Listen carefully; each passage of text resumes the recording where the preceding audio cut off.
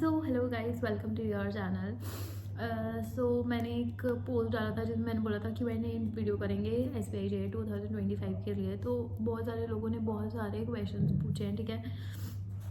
तो वीडियो को स्टार्ट करते हैं उन क्वेश्चंस को लेके, ठीक है।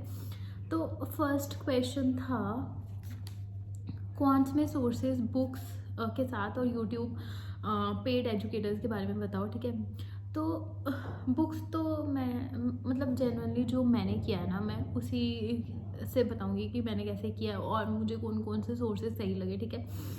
अब जैसे कॉन्स का मेन सोर्सेज आपने बोला है, तो मेन के सोर्सेज मैं यूट्यूब से बता सकती हूँ क्योंकि मैंने बुक्स बहुत ज़्यादा फॉलो नहीं की हैं। मतलब मैंने ऑनलाइन कंटेंट ही ज़्यादा से ज़्यादा मतलब कि कंज्यूम किया है। तो मैं एजुकेटर की बात करें तो मेंस के लिए बताऊंगी हर्षल सर।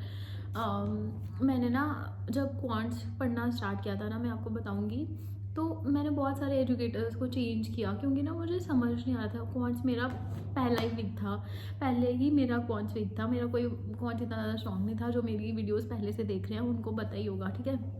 मैं हमेशा बोलती थी कि यार क्वांट्स में मतलब पासिंग मार्क्स आ जाए, पासिंग मार्क्स आ जाए। बट मैंने जितना किया है, जितना भी मैंने किया है और मुझे जो इतना भी समझ आई है वो हर्षल सर की वीडियो से आई है। हर्षल सर की जो मेंस की वीडियोस होती है ना, उनको पॉज करो, उनको खुद सॉल्व करो। जब नहीं समझ में आता ना तो देखो उन्होंने क्या क्या तरीका अपनाया उस क्वेश्चन को सॉल्व करने में। मतलब मैंने यही चीज़ें फॉलो की है। खुद नहीं आया उनके वीडियोस से सॉल्व किया, उनका तरीका फॉलो किया कि वो कैसे कर रहे हैं, उसको अपनाने की कोशिश किया। बस मैं यही बोलूँगी कि मेन सोर्सेज तो मैं यही बोलूँगी कि आपको जिससे समझ आती है ना यूट्यूब पे, मैं आपको बता देती हूँ। हर्षल सर हैं, अमर सर हैं और आशीष सर हैं और भी बहुत सर हैं। मतलब कि मैंने इनको ही फॉलो किया। मैंने प्री के लिए मैंने जब कंसेप्ट क्लियर करने थे तब मैंने अमर सर को फॉलो किया था। देन मैंने बीच में अरुण सर को फॉलो किया। बट अपनी अपनी होती है कि समझ आने की कैपेबिलिटी की, किससे समझ आती है। आशीष सर को फॉलो किया। बट मेरे को जो सही लगा, जो मेरे लिए सही था, सब एजुकेटर्स बहुत अच्छे हैं बट मेरे लिए जो सही था वो हर्षल सर थे। मुझे उनसे समझ आती थी, मुझे उनके जो तरीके थे उनको फॉलो करने में अच्छा लगता था और मतलब निकलते थी वो चीज़ें, सॉल्व होती थी, ठीक है। तो मेरे लिए हर्षल सर हैं, ठीक है। क्वांट्स के लिए बुक्स मैं नहीं बताऊंगी क्योंकि मैंने खुद फॉलो नहीं किया है, तो फिर आपको क्या मैं गलत गाइड करूँ, ठीक है। फर्स्ट हो गया question. Second question is banking awareness sources. Banking awareness sources मैंने अपनी वीडियोज में हमेशा बोला है कि मैंने ना करंट अफेयर्स बैंकिंग अवेयरनेस के लिए हमेशा से गौरव सर को फॉलो किया मैंने, और कोई सोर्स नहीं देखा है, कभी भी नहीं देखा है। बैंकिंग अवेयरनेस का उनका मैंने परचेज़ किया था, वो पेड, हाँ वो पेड है, लेकिन मैंने उनका गौरव सर का परचेज़ किया हुआ था। तो मैंने उससे ही हमेशा पढ़ा है। उनके जो नोट्स होते हैं, उनकी जो वीडियोस होती है, उनको बार बार सुना, उनके नोट्स बनाए थे मैंने, ठीक है।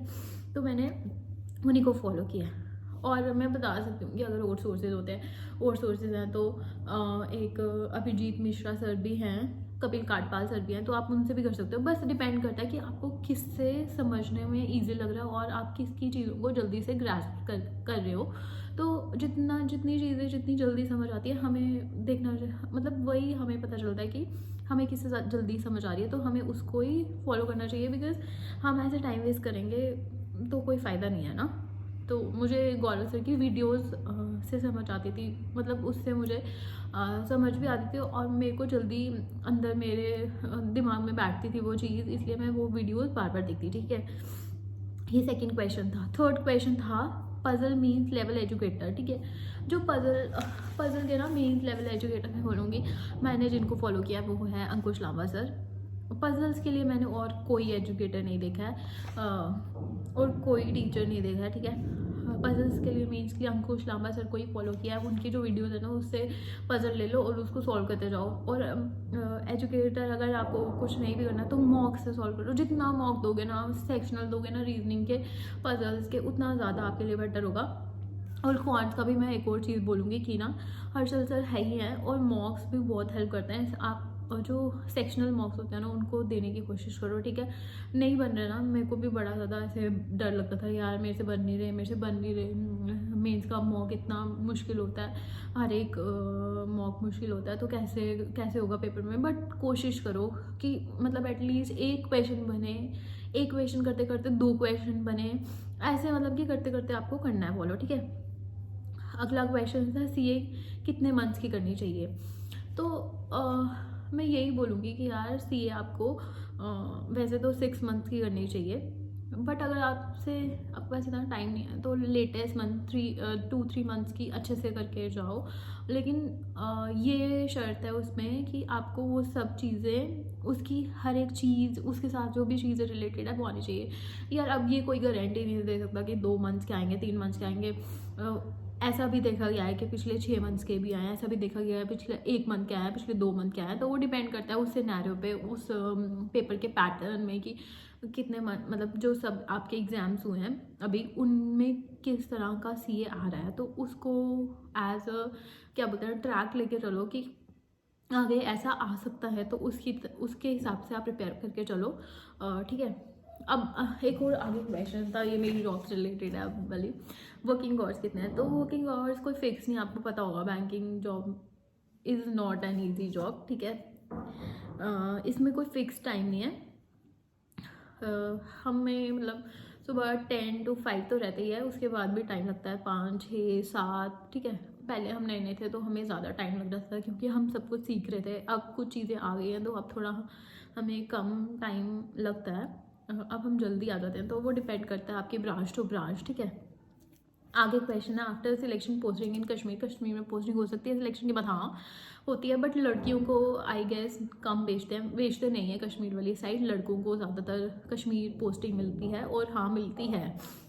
और आगे का क्वेश्चन इन्हीं का था, बाहर के स्टूडेंट के लिए जम्मू में रहना कैसा होता है।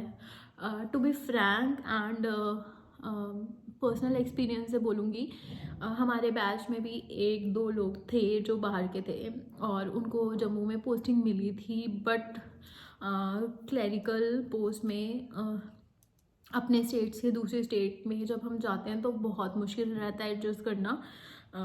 और ये मैं सच बता रही हूँ क्योंकि मैंने ये एक्सपीरियंस देखा है लोगों का, ठीक है। लोग दूसरी स्टेट से आके जम्मू में जब भी आए हैं तो उनके लिए टफ़ रहता है, टफ़ इन द सेंस उनकी एकोमोडेशन के लिए टफ़ रहता है, क्योंकि अब क्लरिकल की सैलरी बहुत ज़्यादा, मतलब कि टू बी फ्रैंक पर्सनली मुझे ऐसे लगता है कि इतनी हो, मतलब कि जितनी भी होती है, बट यार आपको एकोमोडेशन के लिए निकालना है, और भी चीज़ों के लिए एक्सपेंसेस निकालना है, मुश्किल हो जाता है। और साथ में दूसरी स्टेट में जाके एडजस्ट करना ही पहली बात तो बहुत ज़्यादा टफ हो जाता है, वहाँ का कल्चर, ठीक है।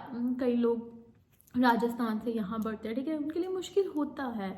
बट मैं यही बोलूँगी कि depends on person to person कि वो पर्सन कैसे मैनेज करे। वो किसी बंदे के लिए कोई बाहर रहने का जिसको शौक होता है वो तो उनको तो नहीं लगता, बट जो होम फ्रीक होते हैं जिनको होम घर चाहिए, घर हमेशा घर मतलब घर पे रहना पसंद रहता है, तो उनके लिए बहुत ज़्यादा टफ हो जाता है। और स्पेशली गर्ल्स के लिए ज़्यादा टफ होता है दूसरी स्टेट में जाके एडजस्ट करना, ठीक है।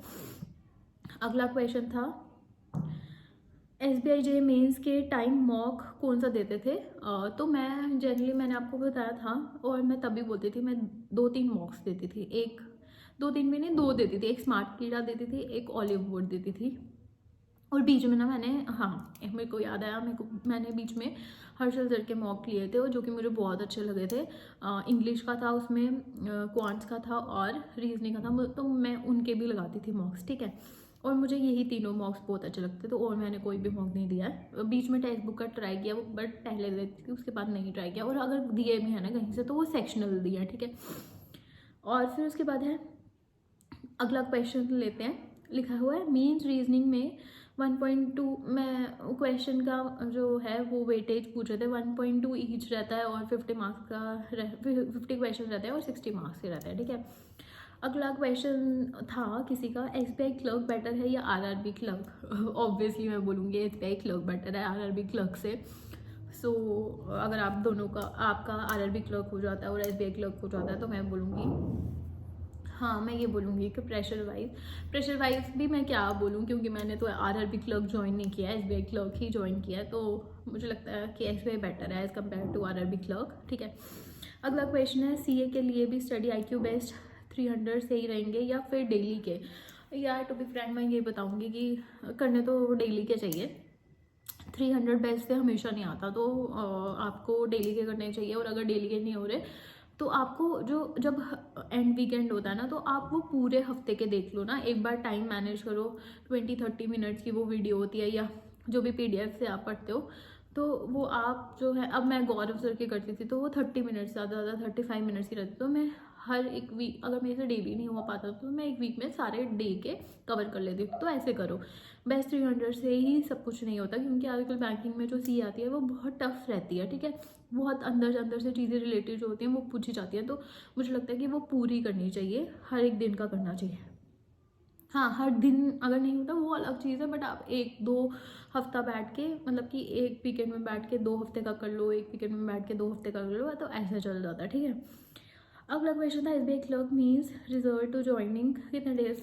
तो ये यार इसमें टाइम लग जाता है, क्योंकि मुझे याद है February 25 को हमारा एग्ज़ाम हुआ था मेंस का, और जो रिज़ल्ट थोड़ा 2-3 महीने के बाद ही आता है, उसके बाद ज्वाइनिंग में भी टाइम लग जाता है, क्योंकि हमारी ज्वाइनिंग हुई थी 14 अगस्त को, तो सोचो 25 फेब को हमारा रिज़ल्ट नहीं, हमारा मेंस का एग्ज़ाम आया था, 1-2 महीने बाद, 2-2.5 महीने बाद रिज़ल्ट आया, उसके बाद जाके हमारे 14 अगस्त को ज्वाइनिंग हुई है। ठीक है, तो ये क्वेश्चन था। और एंड में मैं यही बोलूँगी कि ना, आप लोगों को पता होगा कि जो एसबीआई जे के प्रीलिम्स की डेट आ गई है, जो कि है 22 फेब, 27 फेब, 28 फेब एंड 1 मार्च, और जो मेंस होगा वो 10 अप्रैल को होगा।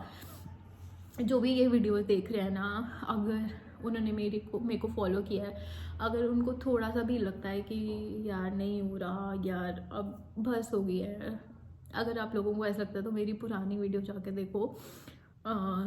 कभी कभी ना हमारी लाइफ में हमने जब नई चीज़ें सोची होती ना, तब हो जाती हैं। प्लीज़ मेहनत को मत रुकना, और वाहिगुरु और भगवान जी जिनको भी आप मानते हो आपके साथ ही हैं, और प्लीज़ अच्छे से प्रिपेयर करो। फेबररी आ ही गया ऑलमोस्ट, आज 30 जनवरी है, फेबररी आने में कितना ही टाइम रह गया, अब ज़्यादा टाइम नहीं बचा है प्रीलिम्स को भी, और मेंस भी ऐसे देखते देखते आ जाएगा, क्योंकि हमें ज़्यादा टाइम नहीं मिल पाता है प्रीलिम्स और मेंस के बीच में। कितना ही टाइम है, फेबररी एंडिंग, मार्च स्टार्टिंग में एग्ज़ाम है, तो अप्रैल में 1 मंथ भी नहीं रहेगा, तो अच्छे से प्रिपेयर करो, रोज़ पढ़ो, थोड़ा थोड़ा पढ़ो, चाहे हाँ हर दिन नहीं मन करता, हर दिन हम बोर हो जाते हैं सेम डेली रूटीन को फॉलो करते करते, बट कोशिश करो कि पढ़ो। ठीक है, और अगर आप लोगों के कोई भी डाउट्स हुए तो आप इस वीडियो के कमेंट सेक्शन में कमेंट कर देना, तो मैं उसकी नेक्स्ट वीडियो में या कैसे भी मेरे टेलीग्राम चैनल